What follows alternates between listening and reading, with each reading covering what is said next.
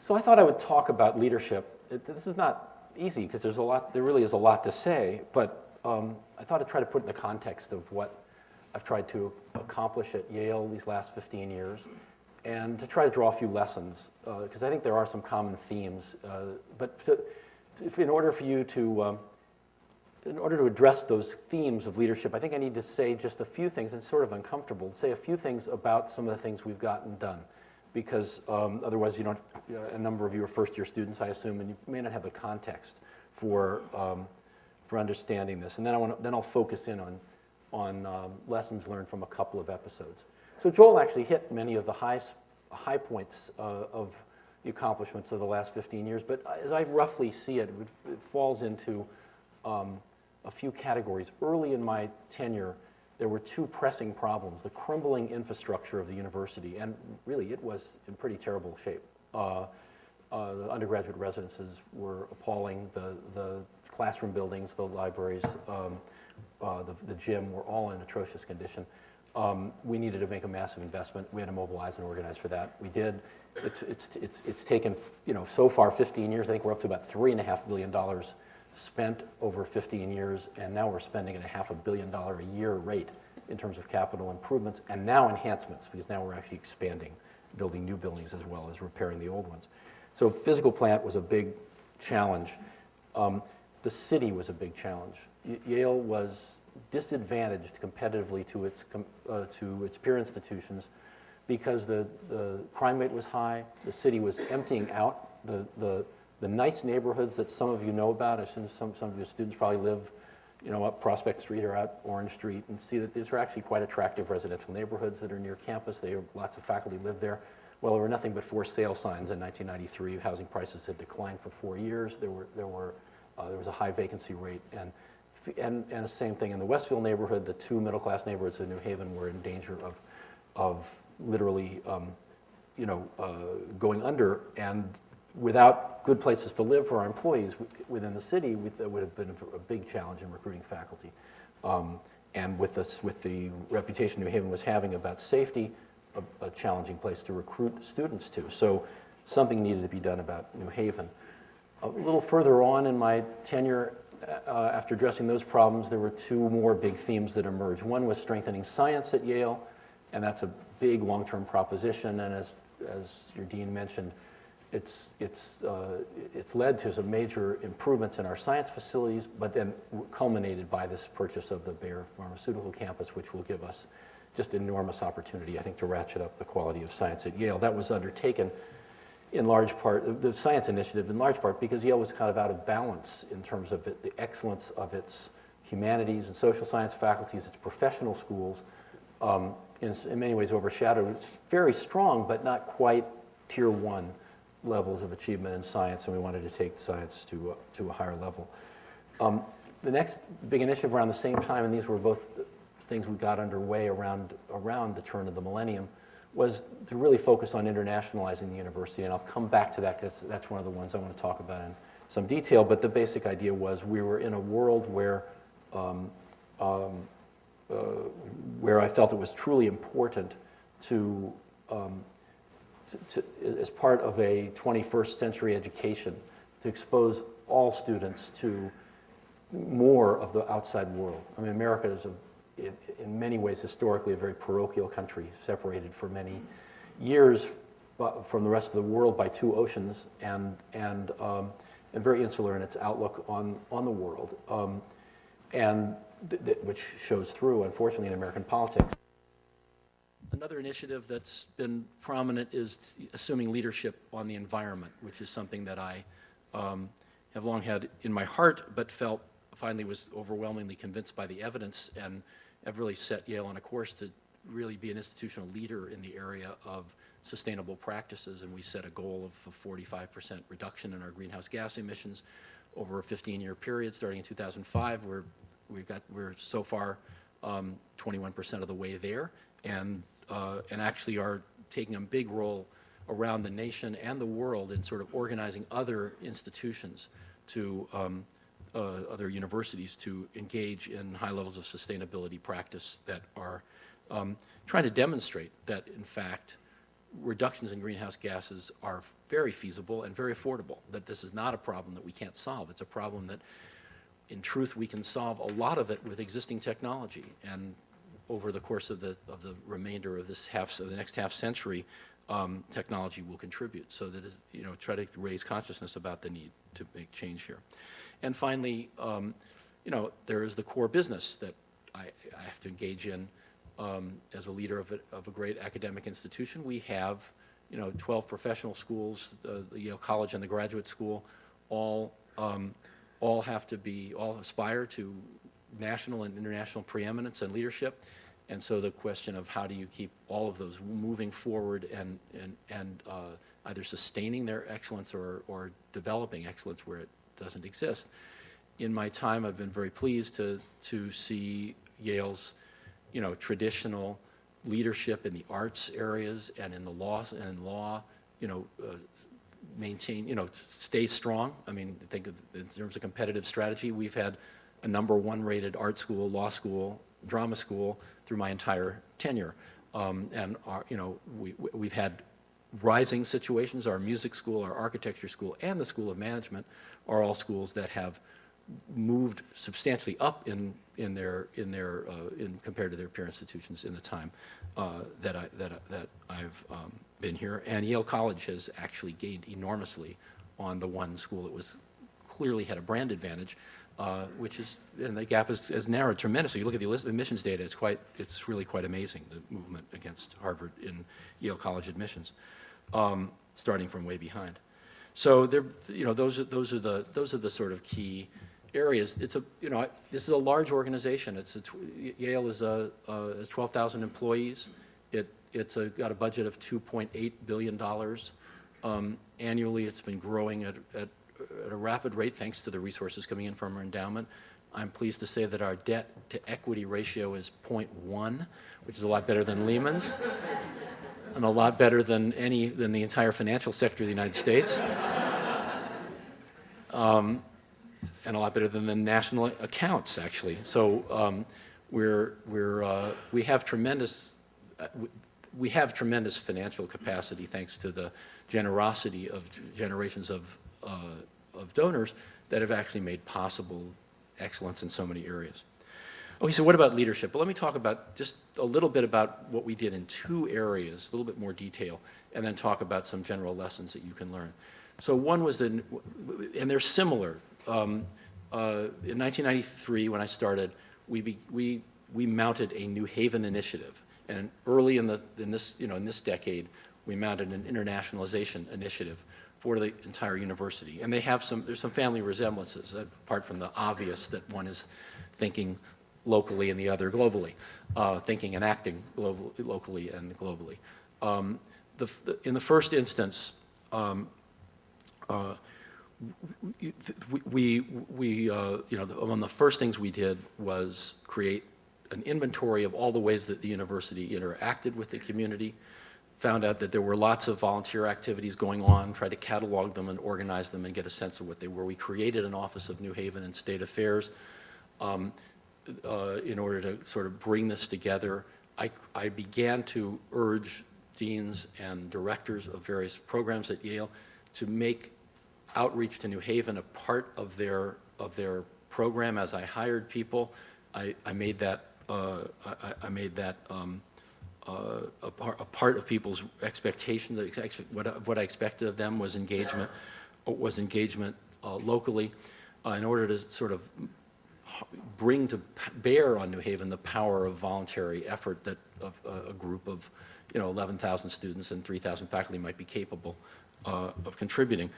But I also worked, that was sort of working the grassroots, and we also worked to some extent from the top down by initiating various programs of investment in the city and that helped to shore it up. The most notable and best known is the homebuyer program, which was a simple economic incentive, which was remarkably successful in that it truly did arrest the decline in the erosion of the middle-class neighborhoods in New Haven. And within less than 2 years, we had turned a trend of falling housing prices and vacancies into a tight housing market with rising prices, which until the latest till last year, basically we had steadily rising prices and created extremely attractive neighborhoods for faculty and staff. And this was so successful for middle-class neighborhoods that we took the subsidy that we had created off of the middle-class neighborhoods after 20 months and actually made them larger and applied them to the inner-city neighborhoods. And this program, the sort of phase 2 of the homebuyer program, which has been in force ever since 1995, has basically been also enormously successful in a different way by stabilizing, contributing to the stability of working-class neighborhoods in the city, and by giving now over 900 of our employees the opportunity to become homeowners in the city with a real stake. And this has had, it's 80% of the people in this program are first-time home buyers, 50% are minority residents. So it's had a big positive impact on the city. At a certain point, with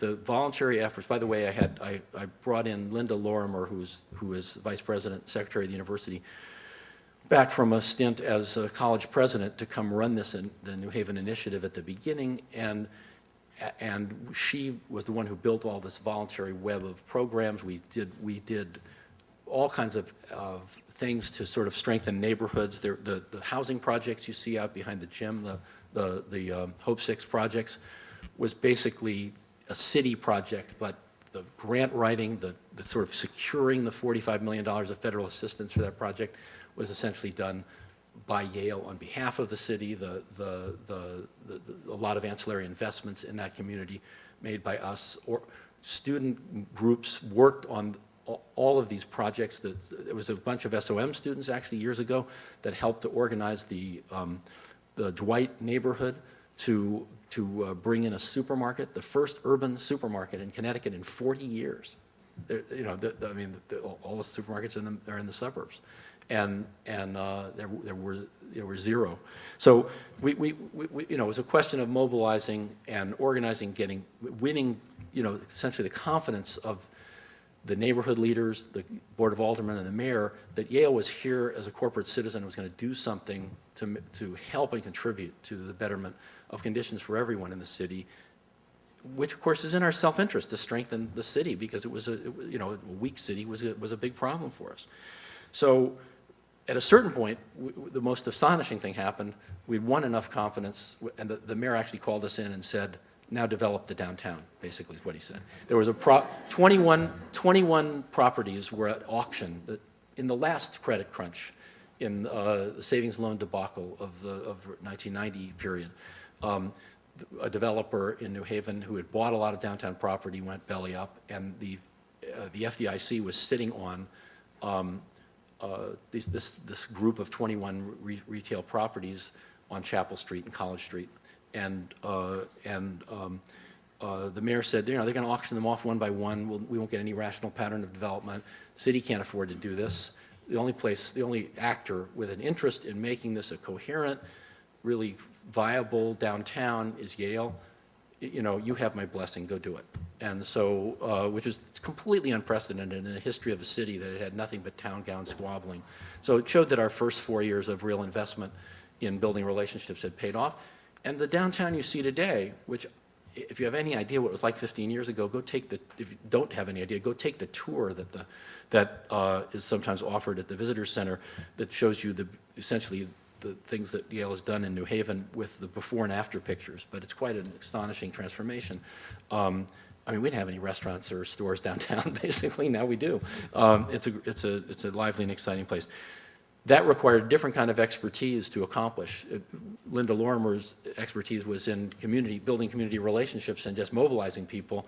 We needed a real estate professional, and it was at that point that we decided together to make a transition and bring in a different kind of person to run the New Haven initiative in Bruce Alexander, who was a Yale graduate who had been the #2 person at the Rouse Company, a major real estate developer, civically minded real estate developer, and he had done the Harbor Place project in Baltimore and South Street Steeport in New York and some others. And we brought him in, and he's been here 10 years now, and he's really the one responsible for the revival of the downtown. So that's just a capsule of sort of New Haven. On the international front, I said a moment ago that the thrust there was mainly motivated by educational reasons, that we wanted, I really felt very strongly, and I actually said this in my inaugural address in 1993, that Yale students needed to understand the world, and that was an important part of their curriculum and their experience. And we got around to sort of making that an important hallmark of my tenure here around the turn of the millennium. And one of the things we did then was open up financial aid to Yale College to international students. Before that, most of the Ivy League schools were admitting mostly self-paying international students. They had need-blind admissions for domestic students and gave need-based aid, but didn't extend that generous financial aid policy to foreign students. We started to do that in 1999. It's had an enormous impact in the quality and diversity of international students, and we've taken the percentage of international students in Yale College from 3% to 10%, which makes a huge difference in terms of just the quality of the experience for everyone, Americans and foreign students alike.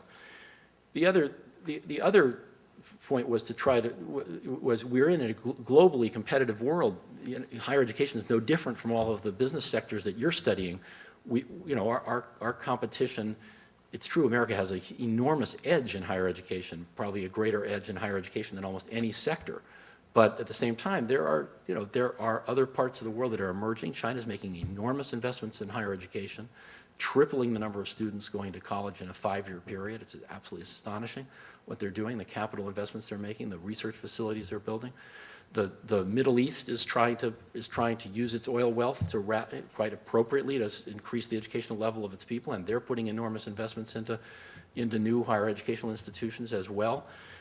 So there's competition out there. There's going to be a global market for faculty, and there already is a global competition for the best students.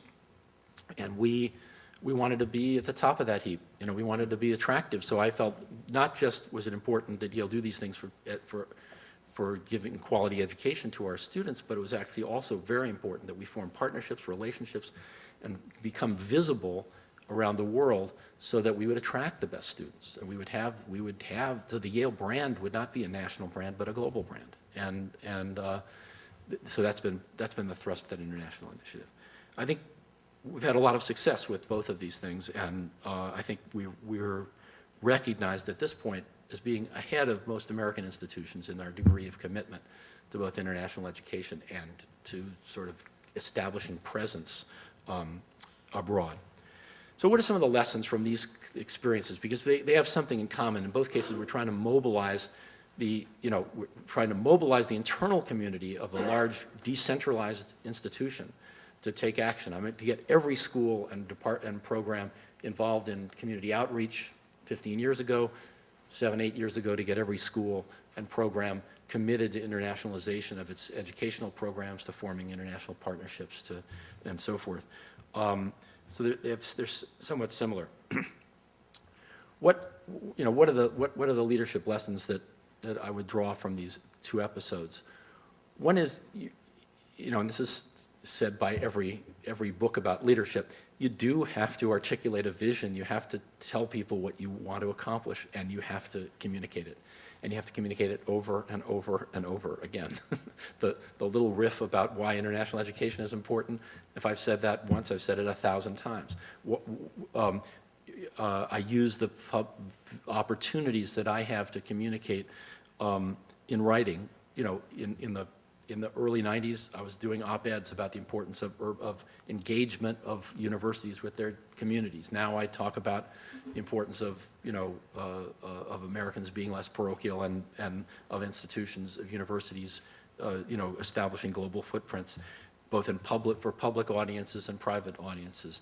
In my graduation speeches, I've been urging public service in the form of community, worrying about your local community.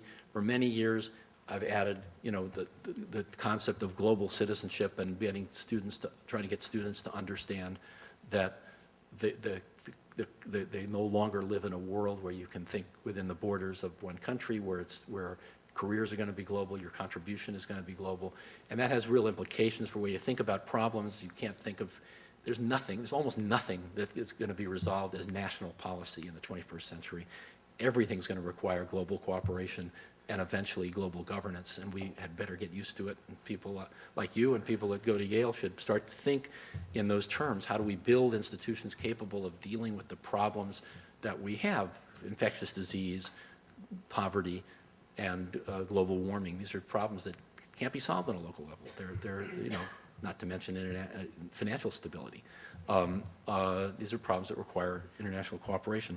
So anyway, getting the message across, communicating a vision is really important. The other thing is to set goals. Now, most university presidents are too timid to do this. I'm astonished that my peers, for the most part, simply don't articulate, sort of measurable objectives for their institutions because they're afraid they won't get there or they're afraid they'll offend somebody. But I think that's ridiculous. I mean, companies do that. Organizations should do that. You should have clear goals, but they should be stretches. They should be ambitious. But they should also be something, they better be something, when you start out, you're pretty sure you can get there with a lot of effort and with a lot of hard work and with a lot of persuasion.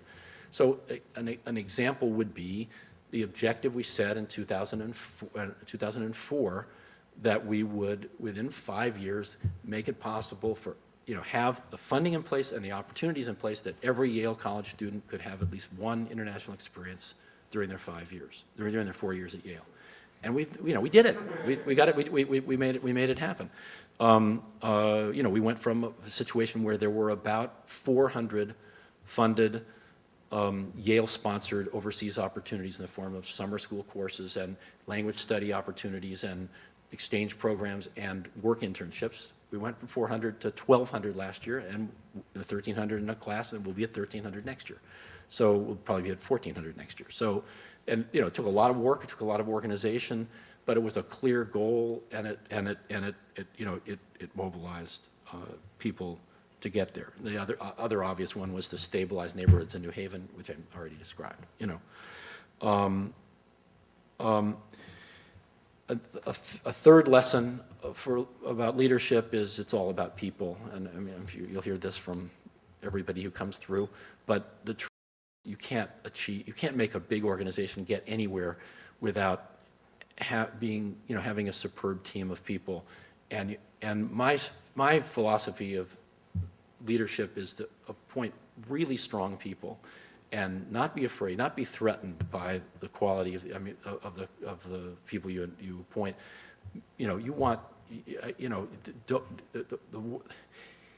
You should never be deterred by the idea that if I can't have that person working for me, he might be better than me. Don't ever think that. The organization will be better the better the people you attract. So, you actually see this a lot in faculty discussions. Strong academic departments look at the faculty they can attract outside, and they say, so and so would be great. So and so is the best. He would really bring incredible distinction, raise the average here, be fantastic, and go for it. Sometimes weaker faculties will look at the outside world and say, stay away from so-and-so, they're too good. They'll make us look bad. They don't say it in so many words, but effectively that's what they do. You can't do that. You have to go for really outstanding people. I have a strong preference for people who put the mission first and get their egos out of the way. Occasionally I've succumbed to the big ego appointment because I thought the person had enormous potential to get things done. But I think it's fairly characteristic of the people I've put in place, my officer team, the deans, directors. Most of them are very service-oriented. They're really mission-driven, and they're really trying to accomplish something for your own dean is a good example. It's not about him. It's about making the School of Management a great institution. And I could say that about almost all of the people on my team. And so you put people in place, you give them a lot of room. I don't micromanage anybody, but I get rid of them if they're not doing their job. And I obviously give them feedback, but I find it's really important, let great people exercise, give them scope to exercise their independence. And as long as their incentives are aligned and it's about the institution, what difference if you don't agree about every detail? I taught in this school for 6 years, taught economic analysis. I'm not sure if I were designing the MBA curriculum, I would have designed the same one Joel did, but I didn't give him any trouble about it. I mean, he led the faculty. He led the faculty to an exciting new curriculum, and I never micromanaged a bit of it, right? I mean, because I could have had a stake. I could have felt, I'm on the faculty here. I should have a voice. I didn't feel that at all. You let good people do their thing and back them. You also, as a leader, you have to find ways to manage your time to focus on the major initiatives, and this is really hard because I could fill up my calendar 10 times. I mean the demands, the requests for me being in this place or that place are unbelievable, and you just have to be disciplined and recognize, if this is the, I made the commitment in 2001, I'm really going to make a push on this international front. So it really reshaped my calendar. I do much more foreign travel. I do a lot of it. It's really institutional promotion. It's not only a tiny fraction of it is fundraising. This drives the development office crazy. They want so many days a year on the road raising money. But I've had to rebalance that because I thought this international presence and Yale's visibility globally was really important for the institution. And so I do a lot of stuff. I do a lot of media overseas. By the way, it's really interesting. University presidents there's major media interest everywhere in the world, but the United States and Western Europe.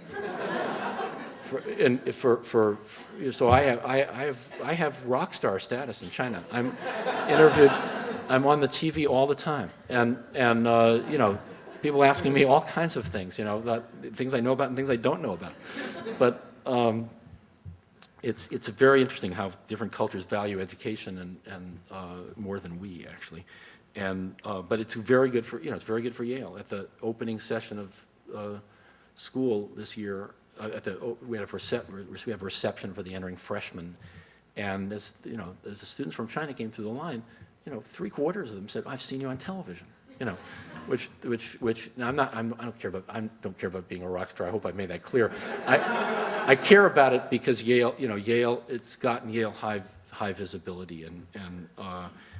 So anyway, point being, you have to organize your time to be able to carry out the major changes. And then this is really interesting. This is particularly important in universities, but in truth it's important in any organization. And that is you have to make the right judgments about what you do from the top and what you make happen from the bottom. So top-down versus bottom-up strategies. Universities, and there have been notorious examples of people that have failed at this in the university sector by trying to do too much from the top down and not recognizing that there's a natural division of labor. So I've learned a few things. One is that faculty have the traditions of universities are that faculty decide about appointments. They decide who gets hired as professors. They also decide about curriculum. That doesn't mean you can't lead them, and actually what your dean has done in reshaping the curriculum here through an effort that involved with a huge amount of faculty involvement is really unusual. I mean, it's very hard to drive curriculum change, and actually I think your dean did it very masterfully because he didn't impose his vision. His own vision of it evolved in the course of discussions with the faculty. It truly was a group design process, and one that really worked. But typically there are areas you must stay off. You can't sort of dictate solutions to. You have to respect the faculty's prerogative, which doesn't mean you can't help to persuade them or guide them. And then there are other areas where you have more or less free reign just by tradition. But even there you need buy-in. You can't just be doing things that turn out to cross, that aren't things that faculty want to do. In fact, it's sort of unique in a university that you have these, tenured employees that effectively feel them. It's like you have the shareholders working for you. I don't know what the right model is, but they basically, they feel they own the enterprise, and in many ways they really do own the enterprise. They are the soul of the enterprise, and you can't, so you have to work with faculty in some areas, and if you work independently to make change, you nonetheless have to achieve some buy-in. So examples so something like the Yale College curriculum reforms, that was totally bottom up. We really brought good people together, let them think about how to improve the Yale College curriculum. But of course, Yale College curriculum didn't need a radical overhaul. It was basically a pretty good thing, and it just needed improved. It's good healthy for an organization to look at even things it's doing well and see how they can improve it.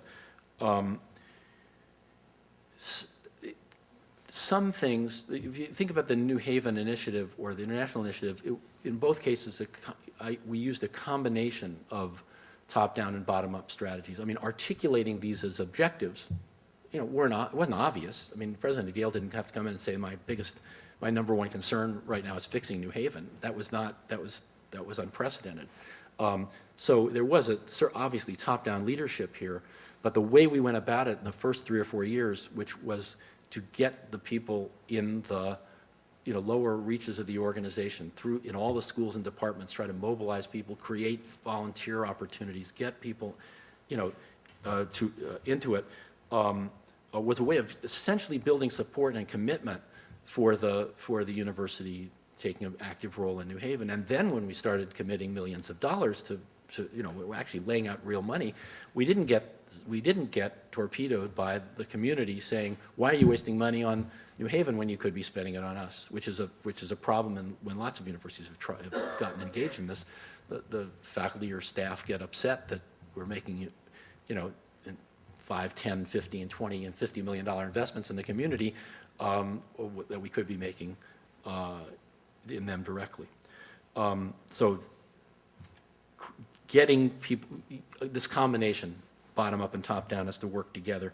International is very much the same way, where we've tried to get every school and department to do something, but then we're taking leadership at the top and creating programs from above. And this leads to one more observation, which is sometimes in organizations, you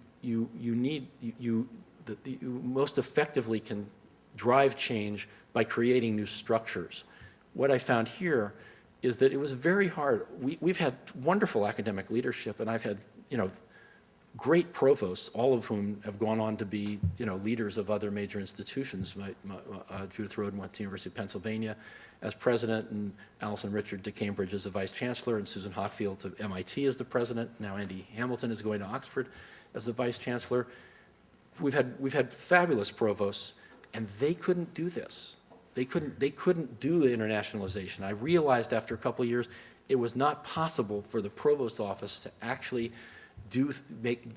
undertake major initiatives educationally, because they have the press of routine business of governing the faculty, of making appointments, of just doing their normal jobs, overwhelmed their capacity to really sort of put their teeth to sustained change and sort of convincing people to change things.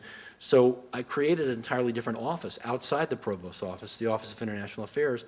Not surprisingly, handed the task to my resident entrepreneur, Linda Lorimer, who had started the New Haven effort. And it's through that vehicle that we've managed to drive all the changes in creating all these overseas opportunities for students, getting schools and programs to do international outreach. They've facilitated so many of the things that executive education programs that are multi-school and so forth have been done from the top through a new structure. And I've just recently done the same thing with respect to the planning for our West Campus, because I recognized that the new opportunities we have for science out on the West Campus they're gonna get underdeveloped if we leave them to the normal governance process. I needed a strong leader to take the reins and do the planning and have that be his full-time job. So I've appointed a new vice president to plan for the West Campus. Anyway, I think that gives you a picture. I probably went on too long. I'm happy to, but I got a sense that, leading a big, complex organization is not easy, but there are some pretty simple takeaways. Have a vision, communicate it, set ambitious goals that are achievable, build a great team and give people some rope, free up time for major initiatives, and know when to work systems from the top down and from the bottom up. So thanks.